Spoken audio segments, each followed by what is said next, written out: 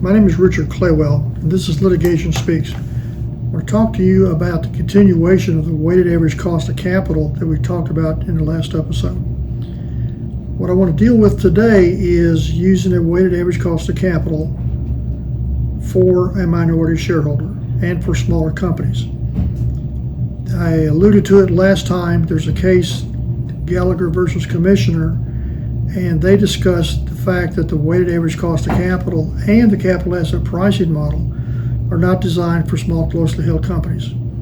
Their last historical revenues were $163 million. After a 5-year projection, their revenues were $180 million. The tax court has taken the position that companies smaller than that are small, closely held companies, and therefore you should not use a weighted average cost of capital or the capital asset pricing model. The weighted average cost of capital really has multiple components to that. It is primarily used in determining what a discounted capitalization rate is, but is designed for controlling shareholders. A controlling shareholder is somebody that owns more than 50% of a company, and they can change the capital structure of a company, which means they can change the debt, they can change the equity. A minority shareholder does not have the ability to change the debt or change the equity. So here's what's happening. Individuals will go out and they will change the debt structure and the equity structure of a company based upon some public market that's out there. Number one, has they determined and provided evidence that this smaller company is in fact comparable to a large publicly traded company? Typically the answer is no. They come up with a different weighting scheme. Have they supported the difference in the weighting scheme for the new capital structure? Typically the answer is no, they don't.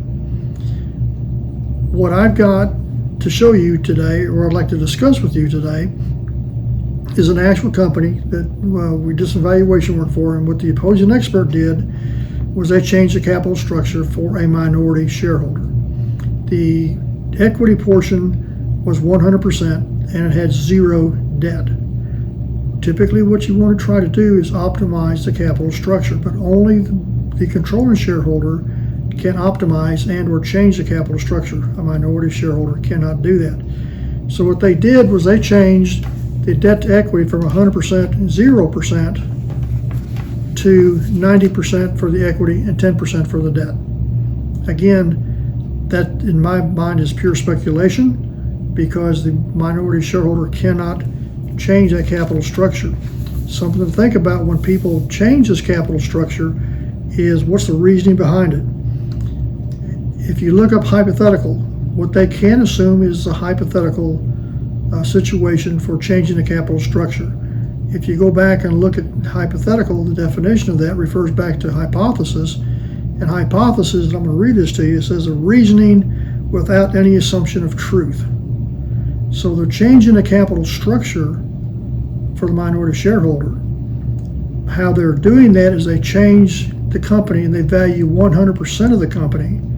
Once they get 100%, then they determine 10, 15, 20% minority shareholder interest and apply that 10, 15, or 20% to the total value. By doing that, they have changed the capital structure of the company, and a minority shareholder cannot change that capital structure. If you were to have $200,000 of cash flow, and we have the debt to equity for a minority of 10% equity, 0% debt, we'd wind up with $1,092,000 approximately. If we change that where the equity structure is 90% and the debt is 10%, we wind up with $1,192,000 approximately. The difference between those two numbers is $99,000. So almost $100,000 is the difference in the value by changing the capital structure for a minority shareholder when in fact it cannot be changed.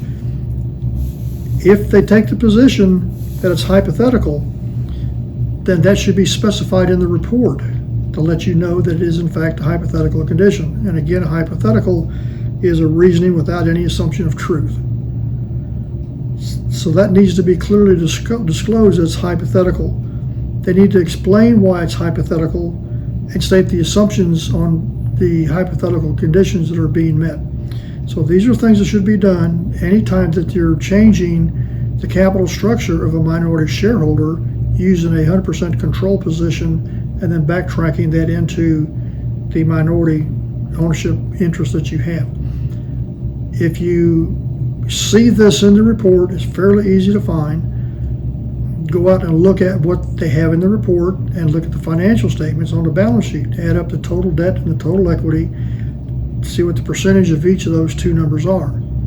Then compare that to the percentages in their report. If those numbers are different for a minority shareholder, then they have manipulated the numbers to alter a value to get, in my opinion, what they're really looking for, either a higher or a lower value.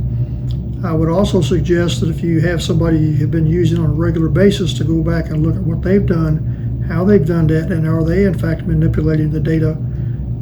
Because if they are, they're getting the wrong answer, and your client may be over or underpaying on a settlement in a particular case.